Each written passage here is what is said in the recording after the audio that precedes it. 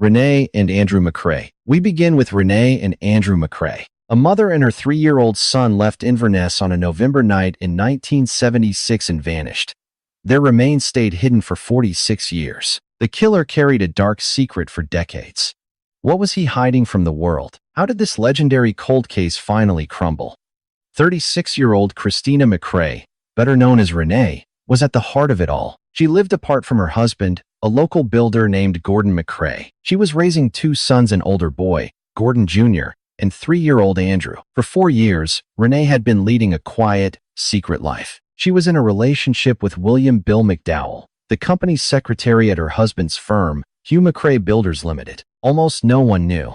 Her best friend, Valerie Stevenson, was her only true confidant. On November 12, 1976, Renee told her family she was driving south to Kilmarnock to see her sister. She put young Andrew into her BMW and drove away from Inverness for the last time. She never planned to reach Kilmarnock. She was actually heading out to meet Bill McDowell. Later that night, a train driver on the A9 spotted something burning in a roadside levee near Dalmagary. He stopped to find Renee's BMW engulfed in flames. Both Renee and 3-year-old Andrew were nowhere to be found. The mystery would haunt Scotland for nearly 50 years. McDowell was named as a suspect in 2006, but the Crown refused to prosecute, claiming the evidence was too weak. A formal cold case review finally launched in 2017 with a dedicated major investigations team. They spent thousands excavating the Dalmagary quarry. In 2019, they drained the deep waters of Leenach Quarry. Could 2 souls just disappear without a trace? In September 2019, William McDowell was finally arrested in Cumbria, England, extradited to Inverness. He faced a trial where prosecutors laid out a case that was both circumstantial and chilling. They showed how McDowell had burned the floor of his company Volvo just 2 days after the mother and son vanished. Statements from a dead witness, Dennis Tyrani, were read aloud in the courtroom. He claimed McDowell once offered him £500 to kill Renee and Andrew with acid. Then, the prosecution revealed a truth that only a few had ever whispered. The 3-year-old boy McDowell murdered alongside Renee was his very own biological son. Prosecutor Alex Prentice put it plainly to the jury. If the affair was exposed, McDowell knew his comfortable life would be over in an instant. He'd lose his job, his home, and his family. That was his cold, calculated motive. Renee was demanding he leave his wife, and little Andrew was the undeniable proof of their affair. So, on that cold night in 1976, William McDowell chose a violent path to protect the life he'd built. On September 29, 2022, the court finally delivered a guilty verdict. Lord Armstrong handed down a life sentence with 30 years of punishment. The killer was 80 years old. Justice arrived 46 years after they vanished.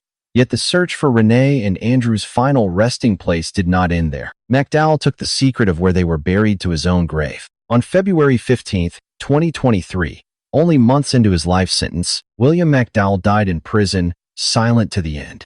In 2024, police confirmed the physical search still continues today. Detective Brian Geddes told the press the case remains open until Renee and Andrew are finally brought home. On March 25, 2026, Suzanne's law went into effect. It set new parole rules for Scottish cases where a body has never been found. But for the McCraes, the law came too late to punish the man who stole everything from them. While one family waited for a mother and child, another pair of parents faced their own nightmare. They would wait nearly 40 years for a single DNA profile to finally identify a killer, the man who murdered 2 17-year-olds in one night. We turn now to one of Scotland's most notorious files, the World's End murders. 2 17-year-old girls, celebrating the start of their adult lives, walked out of an Edinburgh pub on a Saturday night in 1977. By the next morning, both were dead. The investigation remained unsolved for nearly 40 years, eventually forcing a complete rewrite of ancient Scottish legal principles. How does a nation change its oldest laws for 2 young women who never made it back home? Christine Eady and Helen Scott were only 17 years old. Friends from Furrell High School, they had both only recently started their first jobs.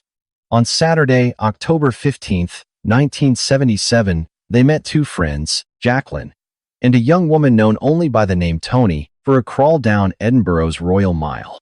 They ended the night at the World's End pub, a location that would forever give this case its name. Around 11:15 that night, Christine and Helen were last seen leaving with 2 men.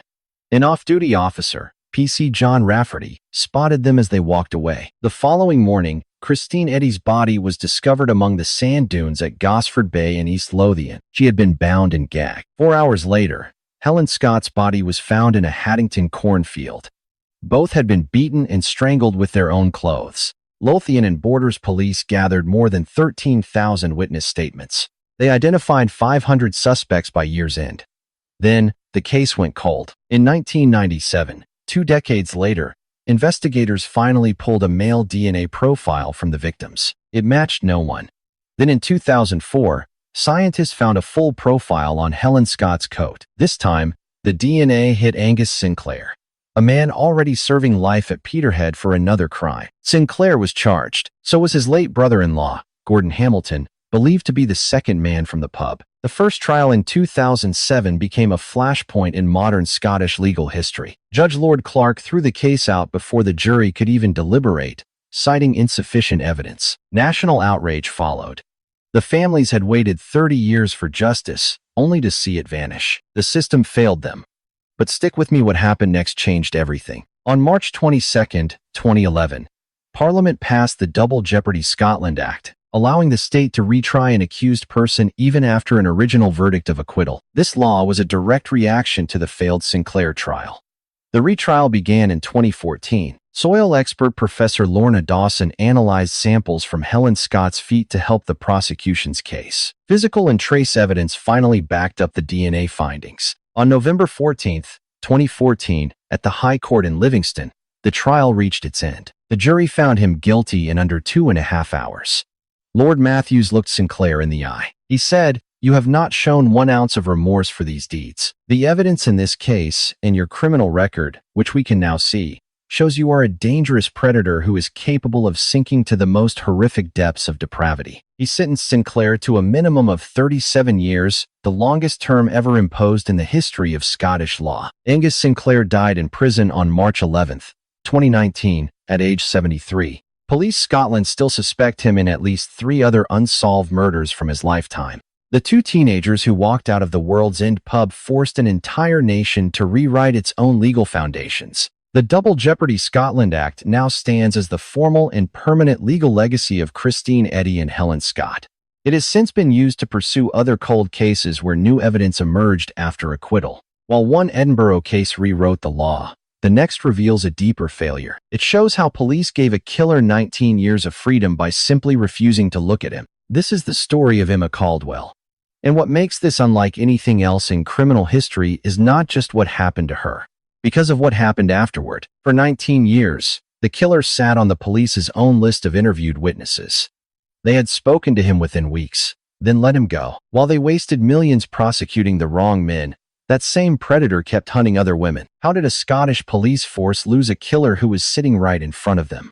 Emma Caldwell was 27. She came from a close family in Erskine, but addiction took hold after her sister died, eventually leading to sex work in Glasgow. In the final days before she vanished, she reached out to her mother, Margaret. She told her she was finally ready to enter rehabilitation. On April 4, 2005, CCTV caught Emma at 11 p.m. walking along Butterbaggins Road toward Victoria Road. She never made it home.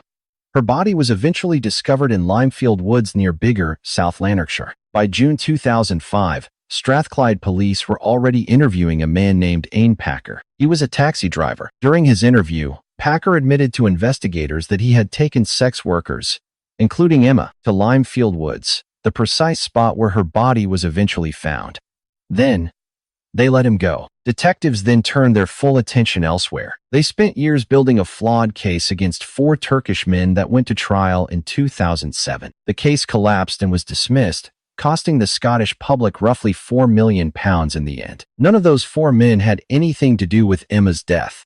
Their lives and reputations were completely destroyed by a prosecution that lacked any real evidence from the start. Meanwhile, Ian Packer remained a free man, and he continued to harm even more women. How could an entire force ignore the truth while Emma's files sat collecting dust year after year? You and I might never have known the truth if it weren't for the power of journalism. In 2015, the Sunday Mail published an investigation by Jim Wilson that publicly exposed Ian Packer's name. The reaction from Police Scotland was not gratitude. The force actually launched an illegal investigation to identify the newspaper's confidential sources. Only after that probe failed did the Lord Advocate intervene and officially reopen the original murder case. The forensic work that followed was incredibly thorough. In 2021, a soil sample from the crime scene was compared to samples from Packer's blue work van. The match was undeniable. Dr. Stefan Utita-Haag of the Netherlands Forensic Institute provided the critical palynology testimony. The court heard that the soil from the van was a 97% match to the earth where Emma's body lay. Packer was charged in February 2022 and stood trial at the High Court in Glasgow. On February 28, 2024, Packer was finally convicted of murdering Emma Caldwell. He was also convicted of 11 rapes and a total of 33 charges involving 22 different victims. He received a life sentence with a 36-year minimum, the second longest tariff in Scottish history, just behind Angus Sinclair. The public inquiry into Emma Caldwell's case, chaired by Lord Scott, officially opened on December 9, 2025. Solicitor Eamonn Onmore has demanded the inquiry look past the local force to scrutinize Police Scotland's actions after 2013. Packer lost his appeal in 2024, ending 19 years where police squandered £4 million chasing the wrong men. For nearly 2 decades, Ian Packer was left free to harm 11 more women. If you are finding this investigation as gripping as I am, please subscribe and hit that notification bell so you never miss what comes next. Emma's mother, Margaret, has lived long enough to finally see this conviction through. The inquiry that will examine how the police let him slip away is now fully underway. While one Glasgow case exposed 19 years of failure, the next story is even harder to process because the file remains open to this day. His name was Alistair Wilson. Alistair was a bank manager shot dead on his own doorstep in Nairn on a cold evening in 2004. A man in a baseball cap, a blue envelope with one name, and a vintage pocket pistol, yet 20 years later, no one has been caught. Who knocked on Alistair's door that night? Why does this case remain completely unsolved? Alistair Wilson was only 30 years old. He was a business manager at the local bank, living a quiet life with his wife and 2 young sons. Veronica's father occupied the top-floor apartment within that same building. By all accounts, it was the quiet home Alistair and Veronica built together. Let's look at 7 p.m. on Sunday, November 28, 2004. Veronica answered her door. A stranger stood there. The man wore a cap, dark jacket, and jeans. He asked for Alistair by name. Alistair walked down the stairs. A blue envelope was handed over. On the outside, written in simple ink, was the name Paul. Alistair took the envelope, went back inside for a moment, then returned to the threshold. The man suddenly pulled a pistol and shot Alistair dead right there at his own door. The weapon used became one of the strangest pieces of physical evidence in modern Scottish history.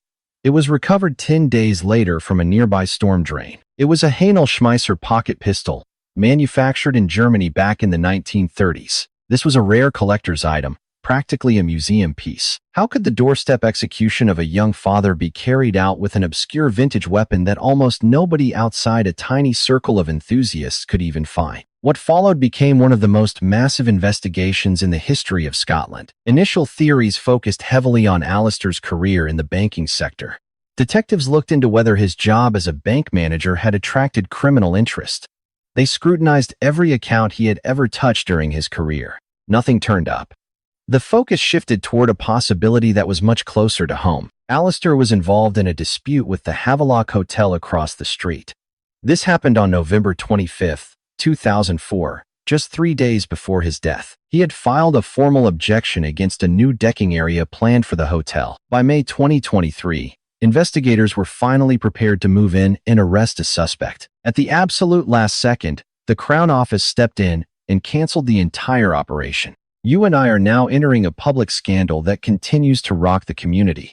The police authority later upheld complaints that Deputy Chief Constable Beck Smith provided false information to Alistair's widow and son during their meetings in 2023. Detective Chief Superintendent Paul Livingstone was also caught lying about whether a specific date for an arrest was ever set. In September 2024, the Lord Advocate announced a complete reinvestigation of the cold case murder. This new hunt was dubbed Operation Sabine, as confirmed in a police statement on November 28, 2024. Detective Chief Superintendent Suzanne Chow is now leading the strategy for this senior investigation team. The force has now grown to include 37 specialized officers and staff. Chow stated publicly that time is no barrier to justice.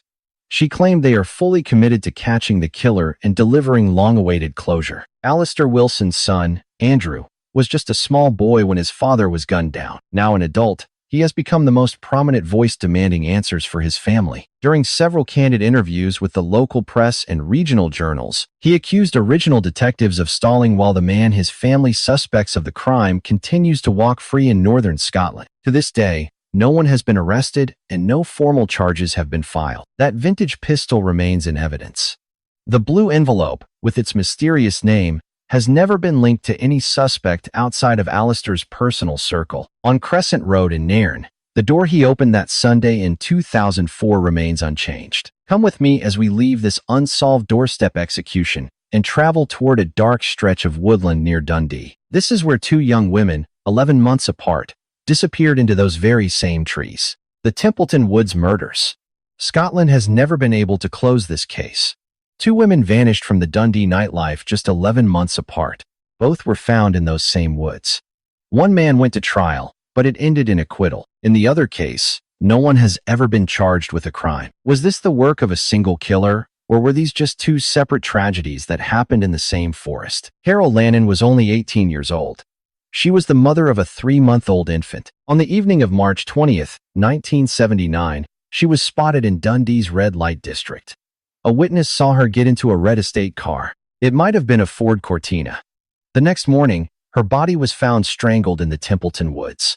11 days later, on April 1st, 1979, her handbag and clothes were discovered along the banks of the River Don in Aberdeen. Those personal items traveled 85 miles from where her body lay. 11 months later, a second mystery would begin. Elizabeth McCabe was a 20-year-old trainee nursery nurse. On February 10th, 1980, after a night at a popular disco in central Dundee, she simply vanished. For 16 long and agonizing days, her family had no idea what had happened to her. On February 26, 1980, her 21st birthday, rabbit hunters in Templeton Woods found her partly clothed body. She lay only 150 yards from where Caroline Glachan had been found just 11 months before. Just like Carol, she had been strangled. The investigation eventually narrowed in on a local taxi driver named Vincent Simpson, who admitted being in Templeton Woods the night Elizabeth vanished. He claimed he was only there that night as a peeping Tom. In 2007, DNA with a 1 in 40 million probability linked Simpson to the crime, and he stood trial. The case finally reached a jury at the High Court in December 2007. Defense attorneys brought in their own experts to attack the reliability of that specific DNA trace. The jury delivered a majority verdict acquitting Vincent Simpson. Afterward, police claimed they were not looking for any other suspects. So where does that leave us? Today, you and I explore one of the most enduring debates in all of Scottish true crime. Author Alexander McGregor and a 2023 documentary have both investigated this dark mystery. They both pointed to one credible suspect responsible for both of the Templeton Woods killings. His name was Andrew Hunter, a former social worker who later strangled his second wife in 1988. Her name was Linda. At the time of the murders, Hunter drove a red Ford Cortina. He had even worked with Caroline Glachan before she died. Hunter eventually became a prime suspect. He was a known person of interest for years, but he died in prison before any new cases could be brought against him. Investigators also took a hard look at an even more notorious serial killer. Angus Sinclair, the man behind the infamous World's End murders, was their next subject. He was investigated under Operation Trinity for these woods killings, but he was eventually ruled out. Whoever took the lives of Carol and Elizabeth, it was not Angus Sinclair. What makes this file so painful for the families is that Police Scotland has never officially linked the two killings. On paper, they remain two separate unsolved homicides that just happened to occur in the same woods months apart. Two young women, both connected to local nightlife, both strangled, and both left in the same stretch of woods. A former investigator spoke to the news on the 40th anniversary of Caroline Glachan's tragic death. He told reporters simply, "There is always a chance someone out there knows something that could lead the police to the killers." For these grieving families, that small hope has sustained them for over 40 years. As of today, Both these case files remain officially open. While those woods still hold the secrets of two young women, we must look elsewhere. Our next case takes us into a home where a wife vanished on the day of her divorce appointment. Divorce solicitor. Arlene Fraser was a young mother who waved her children off to school on a quiet April morning in 1998. But she never made it through the day. Her body has never been found. The man convicted of her murder has been tried twice and continues to fight his case in the courts. What makes this case so extraordinary in Scottish history? You and I will see that Arlene was only 33. She was a mother of two living in the town of New Elgin. By April 1998, her marriage to Nat Fraser, a local fishmonger, had completely collapsed. Nat had a dark, documented history. He had assaulted Arlene just months before and served time for it. After that, Arlene had finally walked away. On the very morning she vanished, she was supposed to meet with a divorce lawyer. On April 28, 1998, shortly after 9:41 in the morning, Arlene waved her children off to school. She was still in her dressing gown.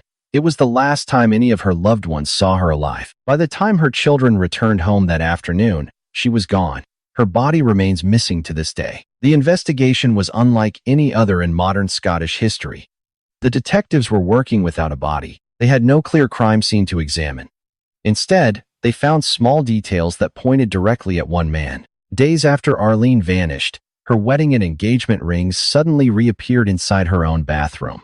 Prosecutors argued only someone with a key and intimate knowledge of the home could have returned to plant them there. Forensic lip reader Tina Lannon interpreted the security camera footage. A man named Hector Dick turned witness, providing a chilling account of what he believed had actually happened. The state claimed Nat Fraser killed Arlene to save £250,000 in a divorce. Could a husband really plot such cold math while his wife was still breathing? In 2003, Nat Fraser was found guilty. He was sentenced to 25 years behind bars. For Arlene's family, who still did not know where she was, the wait was far from over. The verdict offered a measure of justice, but the wound in their hearts remained wide open. In 2008, that conviction was overturned.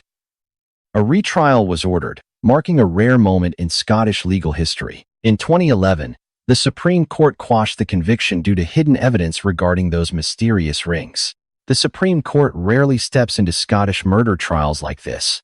The ruling paved the way for a fresh trial, which finally began in 2012. Disaster nearly struck when a witness mentioned Fraser's past prison time in front of the entire jury. The defense then introduced a new problem for the digital age, known as the Google factor. It is the reality that any juror with a smartphone can find forbidden information in just seconds. Despite the chaos, the trial pushed forward.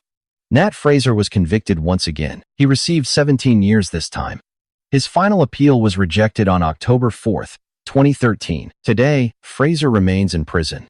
Reports suggest he is being held at Her Majesty's Prison Addywell. He has exhausted every local appeal and even took his fight to the European Court of Human Rights. None of those legal routes have managed to reopen his conviction. Yet, over the years, the landscape has shifted, changing how his parole will be handled. On March 25, 2026, Suzanne's law finally took effect in Scotland. This new law is a reform act for victims and witnesses that officially received royal assent in late 2025. When announcing the new rules, the Justice Secretary explicitly named Arlene Fraser's family alongside other grieving relatives. Now, the parole board must look at one specific detail before releasing a prisoner. Does the inmate know where the victim's remains are, and are they still refusing to speak? For the Fraser family, this law comes after 27 long years of wondering where Arlene lies. While one family waits for a killer to talk, another case has sparked a massive innocence campaign. This next story is one of the loudest battles for justice in modern Scottish criminal history. Jodi Jones. Jodi was only 14 when she was killed in the woods near Dalkeith in June 2003. The boy convicted of the crime was almost her same age. For over 20 years, he has denied everything. The fight to free him has reached the very highest levels of Scottish public life. In February 2025, a judge issued a ruling on the very latest legal challenge in his case. Who truly entered those woods that night? And does the original conviction actually stand on solid ground? Jodi Jones was 14. She lived with her family in East Houses, right near Dalkeith. She had been dating Luke Mitchell, also 14, for quite a while before the tragedy occurred. Back then, Mitchell was known for his goth appearance, a detail that the media focused on heavily. Classmates knew he used cannabis. On the evening of June 30th, 2003, Jody never came home. She had been walking a familiar path, a route she took constantly to meet up with Luke. Later that night, Luke Mitchell himself led the search party to her body. He told the group his dog found her behind a woodland wall. That fateful decision to personally lead the search party to the exact location became one of the most heavily debated parts of the case. After a 10-month investigation, Lothian and Borders Police finally arrested Luke Mitchell on April 14, 2004. He was only 15 years old when the police took him into custody. His trial was held at the High Court of Justiciary in Edinburgh. The case was mostly circumstantial, leaning on testimony from Luke's brother that shattered his original alibi. It featured eyewitness accounts, and the state leaned on a prior knowledge argument, claiming Mitchell could not have found the body unless he knew where it was. Both sides agreed that the DNA evidence should be considered neutral in the case. Luke and Jody were dating. Mitchell's DNA was discovered on her bra. Her DNA was on his trousers, yet neither find moved the needle for the jury. There was, however, one crucial piece of evidence that mattered above all else, but that evidence no longer exists. Luke Mitchell's coat, a potentially vital piece of evidence, was destroyed while in police custody. Any chance of modern forensic testing on that jacket is now lost forever. Is it possible that a single piece of evidence destroyed by the police could have rewritten the entire story? On January 21, 2005, Luke Mitchell was found guilty in Edinburgh's High Court. Just 14 at the time of the crime, he was one of the youngest killers in Scotland's history. On February 11, 2005, Lord Smith sentenced him to life with a minimum of 20 years behind bars. The case remains active. The Scottish Criminal Cases Review Commission re-examined his conviction in July 2014. The review found his Article 6 human rights were breached because the police interviewed him without a lawyer by his side. Despite this, the commission ruled the conviction was safe. The review also highlighted a detail that has been central to his innocence campaign ever since. There was unknown male DNA recovered from Jody's clothing that has never been identified to this very day. Mitchell was eligible for parole in April 2024, but his first attempt was denied. He sought a judicial review of that decision, which Lady Haldane heard in February 2025 at the Court of Session. On February 19, 2025, she rejected his formal petition. Lady Haldane concluded there was no objective justification to suggest the legal procedures used were in any way unfair. His April 2025 parole hearing was postponed by his own legal team, and a new date is yet to be set. Luke Mitchell still maintains that he is completely innocent. Campaigners Sandra Lean and Scott Forbes petitioned Holyrood, demanding an independent inquiry into this controversial case. The Jones family has faced relentless online abuse from his supporters for years, while both sides remain locked in a battle they have fought for over 2 decades. While this case remains the focus of one of the most divisive innocence debates in Scotland, the next journey leads to the Vale of Levon, where a 4-year-old's eyes saw something nobody else ever did. We turn to Caroline Glachan, a 14-year-old whose name sat in a cold case file for nearly 28 years. The young man she met that summer night in 1996 denied his involvement for nearly 30 years. The witness who eventually helped convict 3 men had been only 4 years old when the crime happened. How does a 4-year-old's memory survive nearly 3 decades later? And what kind of teenage romance ends in such a brutal killing? Caroline Glachan was 14 years old, living in Bonhill with her mother, Margaret McKee. As a student at St. Patrick's High in Dumbarton, trial evidence described the young girl as being completely infatuated with 18-year-old Robert O'Brien. O'Brien was also seeing another young woman at the time, named Donna Marie Brandt. The Vale of Leven, where all 3 of them lived, was a small enough community that their messy dynamics became part of the local atmosphere in late August 1996. Late on the night of August 24th, Caroline left a friend's house on the Lady Estate. She was heading to meet Robert O'Brien at the Black Bridge over the River Leven around midnight. She walked out alone. She never returned. By the next morning, August 25, 1996, a bystander found Caroline's body in the river at Place of Bonhill in Retton. It was her mother Margaret's 40th birthday.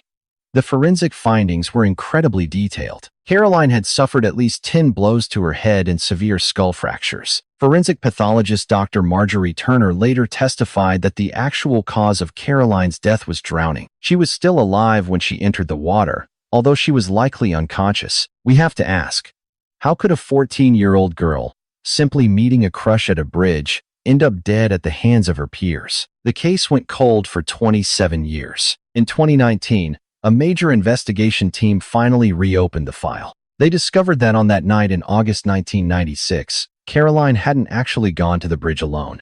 3 teenagers were involved: Robert O'Brien himself, Andrew Kelly, and a girl named Donna Marie Brand. A 4th suspect, Sarah Jane O'Neill, had died in 2019 before any formal charges could be brought against her. The trial heard that Robert O'Brien had previously threatened to kill Caroline for kissing another boy, but the key witness who tied the entire case together was only 4 years old. His name was Archie Wilson, and he had been near the scene of the killing. Archie later gave testimony as an adult about something he had seen as a 4-year-old boy, claiming that Andrew Kelly had thrown rocks at Caroline. The court accepted his childhood memory as credible evidence. In December 2023, the 3 killers were finally convicted in Glasgow. The verdict arrived nearly 28 years to the day after Caroline's body was first found. Lord Braid handed down the sentences in January 2024. Donna Marie Brand was sentenced separately in April 2024. Robert O'Brien received 22 years. Andrew Kelly was given a term of 18 years. Donna Marie Brand received 17 years. Lord Braid described the killing as brutal, depraved, and wicked, addressing Robert O'Brien directly as he passed judgment. He told him, "You have taken a daughter from a loving mother. No sentence I pass could possibly make up for what she has lost." Brand and Kelly both appealed the decision. The appeals court rejected both bids in January 2025, in a ruling cited as 2025 HC Jack 6. O'Brien's appeal had already been blocked. For the family of Caroline Glachan, the agonizing 27-year wait for justice had finally come to an end. The 4-year-old boy, who saw what no one else did, grew up to provide the evidence that closed the case. Caroline's mother, Margaret, spent her 40th birthday in 1996 receiving the worst news imaginable, but lived long enough to see the 3 killers convicted. They were finally escorted out of the courtroom. While one Scottish cold case closed, decades after that final walk, another would unfold in an entirely modern context: an online profile, a retired teacher, and a suitcase driven across the English border. Peter Coshan. This next case follows Dr. Peter Coshan, a retired biologist from a prestigious school in Scotland, who in 2022 was targeted by one of the most calculated online schemes in recent history. By the time he was reported missing, he was already hidden in a suitcase in England. What does it take to lure a vulnerable retired teacher with Parkinson's into a flat he was never going to leave? Dr. Peter Coshan was 75. He taught biology at Fet College in Edinburgh from 1972 through 2005. His career there even overlapped with the school years of a famous former pupil, future Prime Minister Tony Blair. Peter had run the school's Duke of Edinburgh Ward scheme for 33 years. He lived at South Lure Gardens near Stockbridge in Edinburgh. 5 years before his death, he was diagnosed with Parkinson's disease. On the night of August 11, 2022, Peter was last seen on a street called Seafield Road in Leith around 11:50 in the evening. He was reported missing the following day. For weeks, nobody knew where he had gone. The search expanded from Edinburgh into the surrounding countryside. Time passed. 24 days after he vanished on September 4, 2022, Peter's body was finally found. It was left more than 80 miles from Edinburgh in a lay-by on the A696 road near the village of Kirk Welpington in Northumberland, England. What detectives eventually uncovered became one of the most disturbing scams to ever result in a murder conviction in a Scottish court. A 29-year-old named Paul McNaughton had first connected with Peter Coshan through the dating app Gaydar back in 2021. McNaughton was hiding behind a fake profile. From that first deceptive contact, McNaughton systematically defrauded Peter of tens of thousands of pounds over the following months. When Peter threatened to call the police, McNaughton conspired with a flatmate named Paul Black, a 65-year-old also known as Joseph Hillary. On the night of August 11th, the 2 men lured Peter to their apartment on Seafield Road. McNaughton later confessed to placing a bag over Peter's head to suffocate him. Could a 75-year-old man battling Parkinson's really be hunted in such a cruel way? From a simple profile picture to a suitcase smuggled across the border, every move the 2 men made next was carefully calculated. They hid the body in the flat for several days. Between August 14th and 15th, McNaughton and Black went out to buy supplies. They purchased a car. They bought cleaning products. They even bought 2 spades. They bought washing lines and a duvet. Finally, They forced Peter's body into a suitcase. Then they drove the suitcase south into England. They dumped it in a levee between Otterburn and Belsay in Northumberland. The investigation traced the digital footprint back through the fraudulent Gator profile, through Peter's financial records, and through the retail purchases made during those final days of August. Both men were arrested. The prosecution moved forward against them at the high courts in both Glasgow and Edinburgh. On August 2, 2023, Paul McNaughton stood in court and pleaded guilty to the murder of Peter Coshan and to attempting to defeat the ends of justice. He was sentenced on June 17, 2024, to life with a minimum of 22 years, backdated to his arrest. The case took a uniquely Scottish turn during the trial of his accomplice on May 17, 2024 at the High Court in Edinburgh.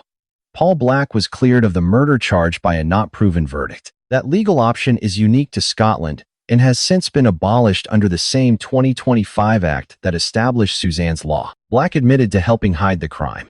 He was sentenced on the same day as McNaughton to 5.5 years. From the bench, sentencing judge Lord Scott spoke directly to McNaughton. You exploited his illness and vulnerabilities over a period of time before deciding that he must die. While one Edinburgh case revealed how a modern catfishing scam could end in tragedy, our final story takes us back to 1978. In Aberdeen, we find a victim who had quite literally predicted her own death in a letter to her solicitor. Dr. Brenda Page wrote down exactly what she feared would happen. Brenda Page.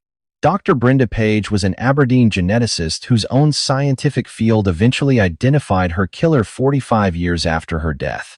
Before she died, she had sent a warning to her lawyer predicting the exact fate that was about to find her. Her ex-husband walked free for 4 decades. How did she warn the world? And what finally caught the man she named? What evidence finally brought justice? Dr. Brenda Page was just 32 years old when her life was taken. She led the genetics department at the University of Aberdeen, a prestigious role in a field that was still emerging in 1978. She had once been married to Christopher Kit Harrison, a Cambridge graduate and a former biology tutor at Harvard University. Their marriage ended in October 1977 when Brenda filed for divorce, citing his cruelty as the cause. She even obtained a legal order to keep him away from her. To handle the financial pressures following her divorce, Brenda began working part-time as an escort for an agency called Capital Escorts. On the evening of July 13, 1978, Brenda had dinner at the Treetops Hotel in Aberdeen with 2 men. They were together until about 2:30 in the morning on July 14th. Then, she drove home to Allen Street alone. In the quiet hours that followed, her killer pried open her bedroom window from the outside and stepped into the dark. The killer lay in wait before ambushing Brenda right in her own bedroom. He struck her head and face at least 20 times with a heavy, chisel-like weapon. Wounds on her wrists proved she fought back. A friend discovered her body the morning of July 14th. Within hours, police arrested and questioned Christopher Harrison, but released him due to lack of evidence. He fled to the Netherlands, living there in peace for many years. Let's look closer. The case seemed closed, but a chilling discovery in Brenda's old letters changed everything. Before she died, Brenda told her lawyers that if she died suddenly, they must ensure a thorough post-mortem was performed. She had explicitly warned her legal team that she expected someone to kill her. How could a woman in 1978 predict her own murder so accurately and put it in writing? For almost 40 years, that letter remained tucked away alongside an unsolved mystery. In 2015, Police Scotland's elite North Division team officially reopened the cold case file. They were armed with advanced forensic tools that the original 1970s detectives could only dream of. Detectives took 500 new statements while re-examining the perfectly preserved physical evidence. A single paint flake found on Brenda's window, the entry point for the killer on July 14th, held the key. Forensic experts compared it to the paint on a car once owned by Christopher Harrison. The flakes matched. Subsequent DNA testing provided the undeniable proof that would eventually seal Harrison's fate at trial. Court records later showed the power of the genetic evidence presented against him. One specific sperm sample was 590 million times more likely to be Harrison's than any other unrelated man's. Harrison had flatly denied ever having sex with Brenda at her home. In March 2023, after a 10-day trial at the High Court, a jury convicted Harrison of murder. Now 82, he received a life sentence with a minimum of 20 years behind bars. The convicted killer won't be eligible for parole until the age of 102. For a man his age, this technicality effectively guarantees he will spend his final days in prison. The man who fled to the Netherlands had eventually wandered back to Scotland. He was living out his final years of freedom on the exact same street he once shared with Brenda, returning just as police reopened the file. Investigators never clarified if his return to Aberdeen was purely a coincidence. Perhaps he simply believed enough time had passed for his horrific crime to be forgotten. His legal appeal was thrown out because his lawyers missed the strict court filing deadline. He still hopes to take his case before the Scottish Criminal Cases Review Commission for one last chance. For Brenda's surviving family, her own work as a geneticist has left a powerful, ironic legacy. The very field she helped advance finally caught the man she had warned her lawyers about in those final letters. That's the story for today. Stick with me and click here to explore another mysterious case together.